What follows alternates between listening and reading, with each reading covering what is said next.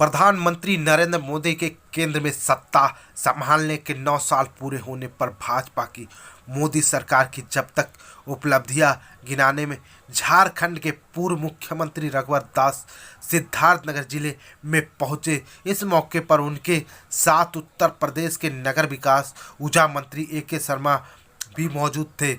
अपने पूर्व निर्धारित कार्यक्रम के तहत पहुंचे झारखंड के पूर्व मुख्यमंत्री रघुवर दास और नगर विकास मंत्री, जिले के सांसद, विधायक, भाजपा पदाधिकारियों सहित कार्यकर्ताओं ने जोरदार स्वागत किया। मीडिया से रूबरू होते हुए झारखंड के पूर्व मुख्यमंत्री रघुवर दास ने भारत के इतिहास में मोदी सरकार के इस 9 साल को भारत का स्वर्णिम युग कहा। उन्होंने कहा कि आज़ादी के बाद से पहली बार इन 9 सालों में भारत की सत्ता संविधान के अनुसार चली है। भारत में रहने वाले हर भारतीय को संविधान के अनुसार उसका हक दिया गया। उन्होंने कहा कि इन 9 सालों में पूरे विश्व में भारत और भारतीयों का सम्मान बढ़ा है। प्रधानमंत्री नरेंद्र मोदी दुनिया के सबसे पॉपुलर नेता बनकर उभरे, जिनका ऑटोग्राफ लेने के लिए अमेरिका के राष्ट्रपति भी परेशान हैं। हम कह सकते हैं कि भारत के बदलाव का स्वर्णिम काल, आजादी के जो संविधान ने गरीब को, किसान को, मजदूर को, महिलाओं को, नौजवान को जो हक दिया, वो हक उन तक पहुंचने का काम इन 9 वर्ष के शासन काल में। इस 9 वर्ष के शासन काल में मोदी जी के नेतृत्व में भारत का मान, स्वाभिमान और भारत और भारतीयों का मान भी सम्मान इन 9 वर्ष के शासन काल में। इस 9 वर्ष के शासन काल में दुनिया का सबसे बड़ा पॉपुलर नेता,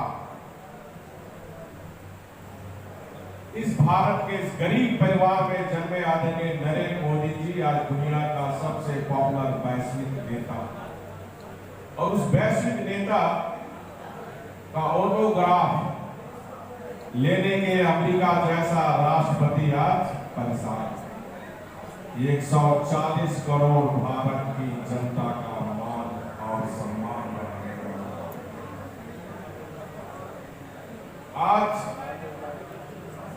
आज का भारत मोदी जी के नेतृत्व में, अगर हमारे देश पे कोई आतंकवादी हमला करने का हिम्मत करता है तो हमारे सेना के जवान उस देश में जाकर उनको मारने का काम, सर्जिकल स्ट्राइक, एयर स्ट्राइक, ये 9 साल के उपलब्धि है। आज इस 9 वर्ष में जो 100 वर्ष के बाद दुनिया में जो आपदा कोविड-19,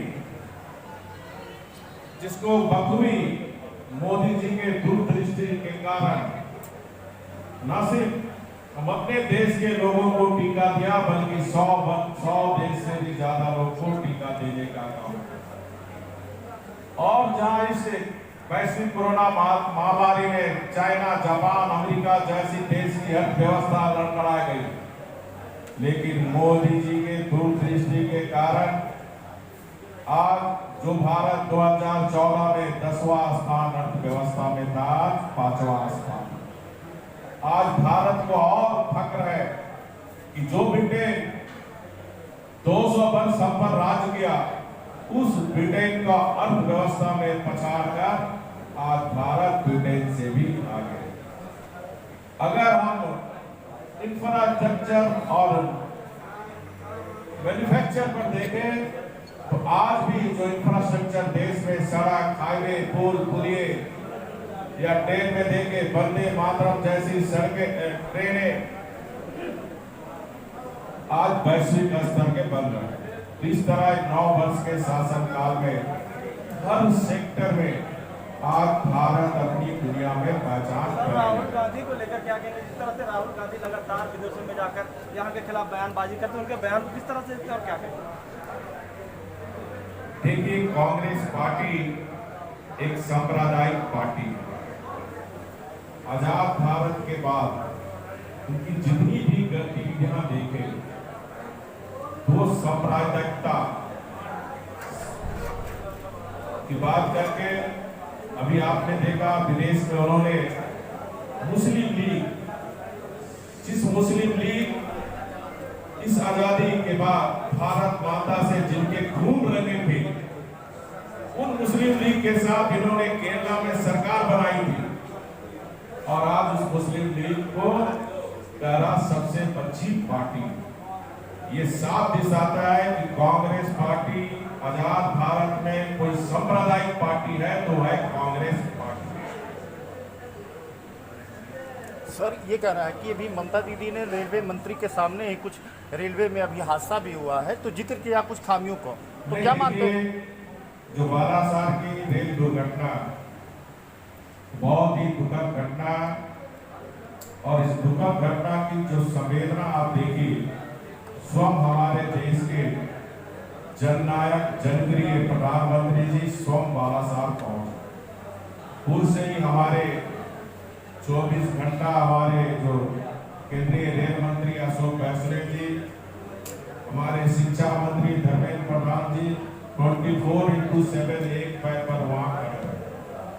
ऐसी आपदा की घड़ी में राजनीति नहीं करनी चाहिए। आज देश को जरूरत है जो हमारा विभिन्न राज्यों का इस बालासोर के ट्रेन दुर्घटना में जो आहत परिवार है उसको संवेदना प्रकट करना कि ना उसके नाम पर राजनीति करना।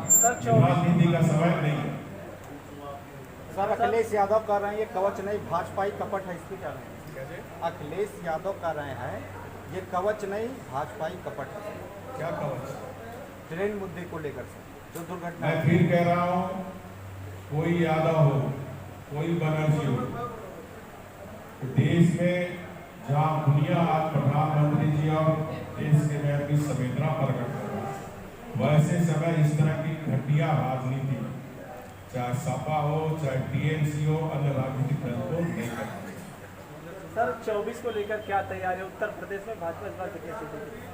उत्तर प्रदेश ही नहीं, पूरे देश में 400 पार की तैयारी और देश की जनता 400 पार भारतीय जनता पार्टी और एनडीए को दे, क्योंकि आज देश के समक्ष एक तरफ हमारा वैश्विक नेता नरेंद्र मोदी, दूसरा तरफ पश्चिम के बीच चुनाव हो रहे हैं।